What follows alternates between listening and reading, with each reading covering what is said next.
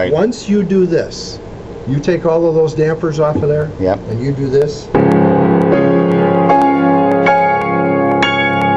Yeah. You tell me what computer's ever going to start figuring out what's going on in there. It's absolutely impossible. Gotcha. Gotcha. So, a German scale design really is narrowing down in a country that embraced physics in its early years of piano designing and building, as well as America and England. We can't cut those two things out. Gotcha.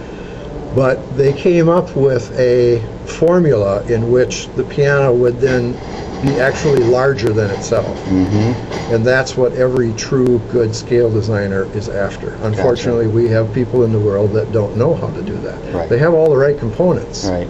but they don't get the same result. So we got real lucky with Hallet Davis because they were able to, you know, jump on the shoulders of such giants that the Germans were in developing these scales. Well, this is what they did. They Yeah. bought the company, they bought these scales, they've had them in existence. They were smart enough to understand to leave them alone, Right. and not change them. Right. So here we're virtually listening to a piano that people back in the late 1800s would have heard Wow. exactly the same thing. Wow.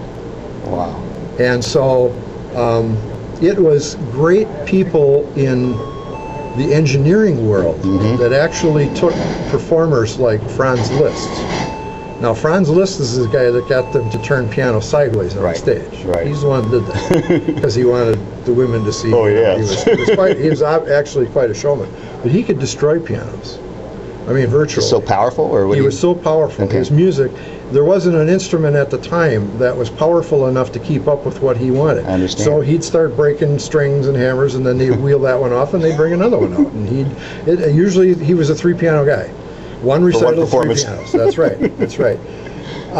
We Wow. have now introduced this modern piano, and the modern piano really came into existence before 1900. Okay. Yep. With a full cast iron plate, which allowed us to get these huge tensions on these pianos. And so that's another part of the recipe is tension. Gotcha. Okay? Gotcha. So now, I'll run a little synopsis here for you just to take you a little further into this. Okay. If you look at the bridge, you'll actually see that there are numbers on the bridge. Okay? Those numbers correspond to what the actual diameter of the wire is. I see. So when you see that one up there, it says number 13. Okay, that actually relates into, I think, 30 thousandths for its diameter. We have this problem as we go down the scale. Either we're going to lengthen the piano or we're going to thicken the wire. And it's actually easier to thicken the wire. Right. Okay? Right. Yep. Because once we're heading down the scale, the frequencies are dropping. So reducing the frequency also means we've got to change the mass. Gotcha. Okay? Gotcha. Now, we could have the same mass if we had a piano that was 30 feet long, but that's not practical. Right. So we are able to shorten it up and increase the size of the wire. Gotcha. A piano to be in good form means that part of this stringing scale means that the wire that we're using is actually within about 50% of breaking. We're putting a load on this string. It's a Okay. safety. We're only using 50% of it. Right. But it's what actually makes the string actually start to work better. I see. So now when we get down into the lower end of the piano, you notice there's wires down there that have copper on them. Correct. Yep. Okay. Again, we're back to this length thing.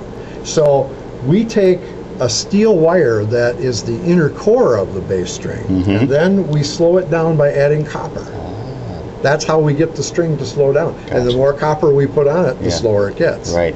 Because, Ted, down here, 27 and a half cycles per second.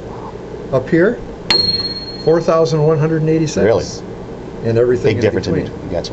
Yeah. So again, I go back to this. This company understands this intelligent design, and they have reproduced them with the type of machinery that's necessary. Pianos lend themselves magnificently to mass producing. This is one of the myths that gets started in our industry about a so-called handmade piano. I will tell you this: the last thing you want is a workforce that doesn't understand the design of the piano. They're not the architect. Right. They're simply like, you got an architect that designs the house and you got a contractor that builds it. Right. All right? You got people working out in the factory. The last thing you want these people to be able to do is change something on you. Right. Because they may not understand what it is they're changing. Right.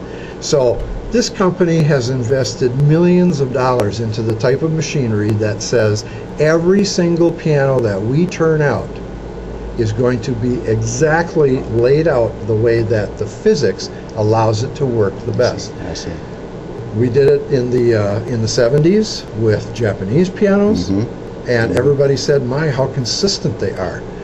This is what really, when you've got a good piano design, the last thing you want is a factory that can change it. Right, right.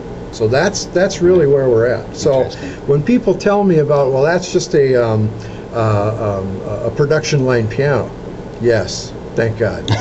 And so is your Lexus, and so is your Mercedes-Benz, and so is the only one that might not be is a Morgan, I think. They still make them by hand. Okay, gotcha. A British car. Right, right. Everything else, we've gotten very used to this.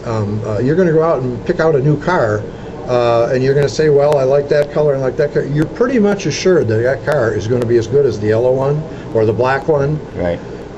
Henry Ford is the guy that started stuff like this, and there's absolutely nothing wring with it. You know, and I am so thrilled that in this day and age. Let me back up for a second. Back in the 60s, a man, if he was going to buy a new grand piano, it would cost him 25% of his income. Wow. I mean, you think about it. Back then, grand pianos in the 60s, they were expensive. Yeah, yeah. Most guys only made $10,000, $12,000 a year. Right. Okay, now, fast forward to now. We have a beautiful instrument with fit, finish, high quality.